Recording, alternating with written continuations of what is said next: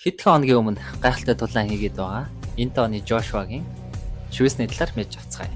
За мэдээчдэр бол Олимпийн аварга. 1989 оны 10 сарын 15-нд Английн Watford хотод төрсөн. 2012 оны Лондонгийн Олимпийн алтан медаль. Мэргэжлийн карьер нь 2 удаа нэгдсэн дэлхийн хүн чингийн аварга WBA, IBF, WBO-ийн бүсүүдийг барьж байсан. Баруун гарын мөр хэсэгт Wisdom буюу Африк твийн зураг. Нэгээр улсыг тусгайлан тэмдэглэсэн байдаг. Энэ швейцний утга нь өөрийгөө хөгжүүлэх мэрэгэн ухаан эрх гэсэн санаа.